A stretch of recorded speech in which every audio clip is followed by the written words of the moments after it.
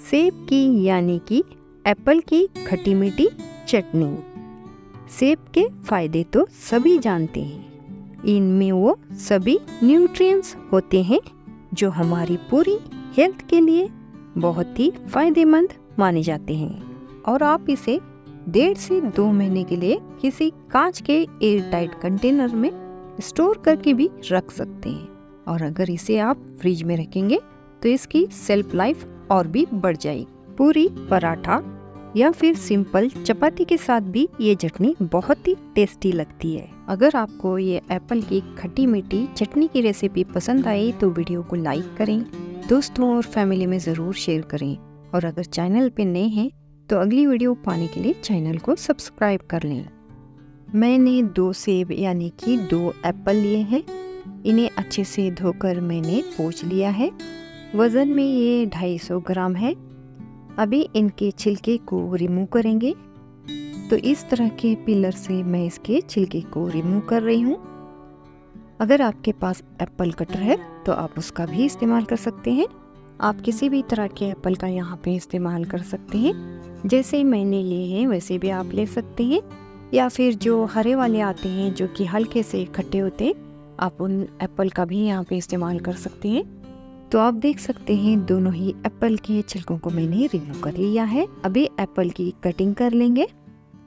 तो पहले एप्पल को लंबे लंबे स्लाइसेस में कट कर लेंगे और जो बीज वाला एप्पल का पार्ट होता है, जहाँ बीज होते हैं, उसे कट करके हटा देंगे। उसके बाद इसे पतले पतले पीसेस में कट कर लेंगे। आप देख सकते हैं मैंने दोनों ही एप्पल को इस तरह पतले पतले स्लाइसेस में कट कर लिया है। कढ़ाई के गर्म होने के बाद मैं इसमें 1 टेबलस्पून तेल ले रही हूँ। इसमें ज़्यादा तेल नहीं डलता, इसलिए सिर्फ मैं इसमें 1 टेबलस्पून तेल ले रही हूँ। और तेल जैसे ही हल्का गर्म होता है मैं इसमें 1 टीस्पून भर के सौंफ डालूंगी। सौंफ से इस चटनी में बहुत ही बढ़िया खुशबू और फ्लेवर आएगा। और इसी के साथ मैं इसमें आधा टीस्पून कलौंजी डाल रही हूँ। अगर आपके पास नहीं है तो आप स्किप कर सकते हैं। और इसी के साथ मैं इसमें 1 पीस दालचीनी का ऐड कर रही हूँ। इन सभी चीज़ों को 30 से 40 सेकंड के लिए लो फ्लेम पे चटकने तक फ्राई कर लेना है।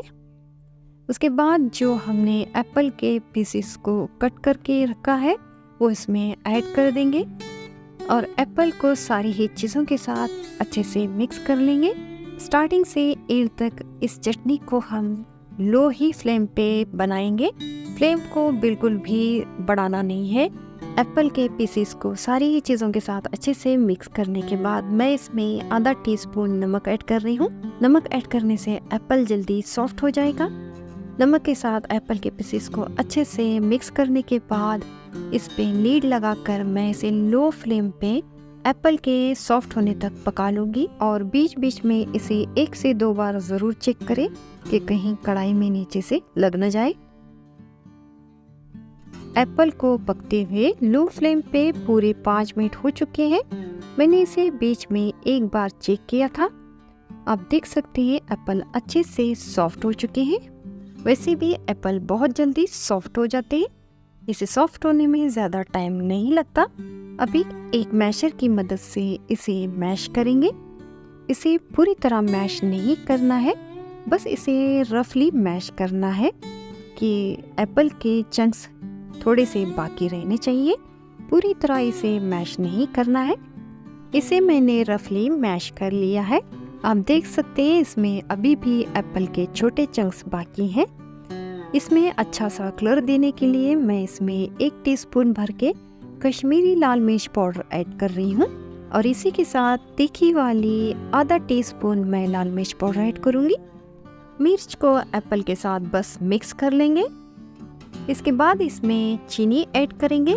तो मैंने यहाँ पे 200 ग्राम चीनी इसमें ऐड की है। एप्पल मैंने 250 ग्राम लिए हैं और चीनी मैं इसमें 200 ग्राम ऐड कर रही हूँ, क्योंकि एप्पल वैसे भी मीठे होते हैं। चीनी को एप्पल के साथ अच्छे से मिक्स करने के बाद इसे लीड लगाकर लो फ्लेम पे 2 मिनट के लिए मैं ऐसे ही छोड़ दूंगी ताकि चीनी अच्छे से मेल्ट हो जाए। इस बात का खास ख्याल रखें कि फ्लेम को बिल्कुल लो ही रखना है, वरना चीनी नीचे से जल जाएगी। लो फ्लेम पे चीनी को 2 मिनट तक पकाने के बाद आप देख सकते हैं चीनी अच्छे से मेल्ट हो चुकी है। अभी आपको ये हल्की सी पतली नज़र आ रही है, लेकिन जब ये ठंडी हो जाएगी तो ये गाढ़ी हो जाएगी। तो बस हमें इसे इतना ही पकाना है। अभी फ्लेम को मैं ऑफ कर दूंगी।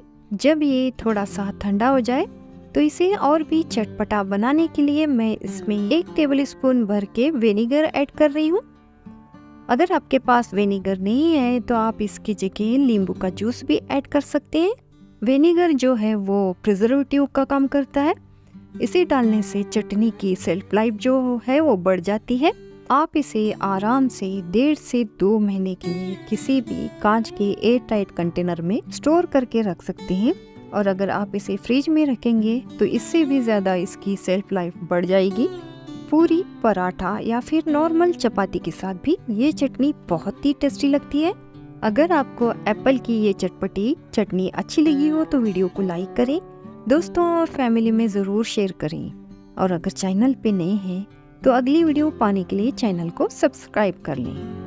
यकीन मानिए ये चटनी इतनी चटपटी और टेस्टी बनती है कि आप सब्ज़ी से ज़्यादा इस चटनी को खाना पसंद करेंगे। इसमें जो भी चीज़ें पड़ी हैं वो सारी ही हेल्थ के लिए बहुत ही बेनिफिशियल हैं। इसमें धनिया और पुदीना डला है तो इससे डाइजेशन में भी बहुत ही ज़्यादा फ़ायदा होगा।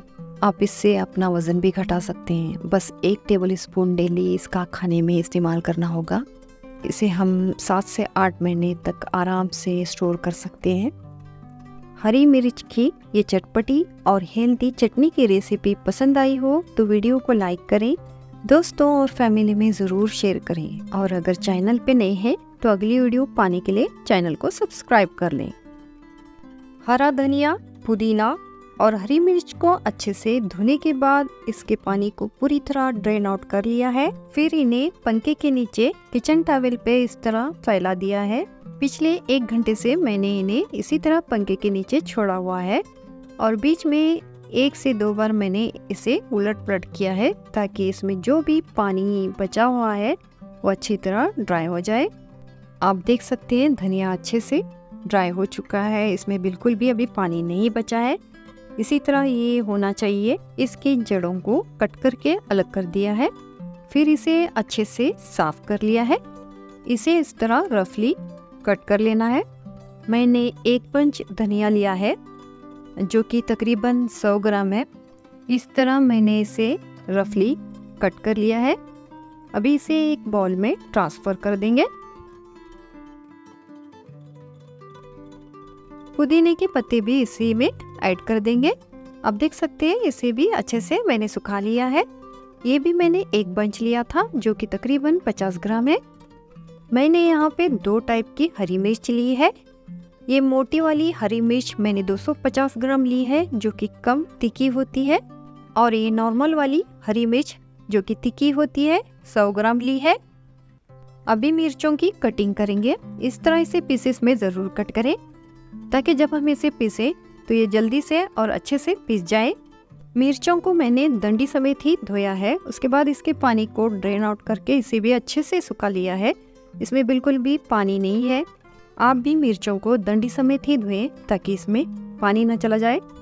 तो पूरी मिर्चों की कटिंग हो चुकी है। अभी एक मिक्सी जार लेंगे और इसमें धनिया और पुदीने को डाल देंगे।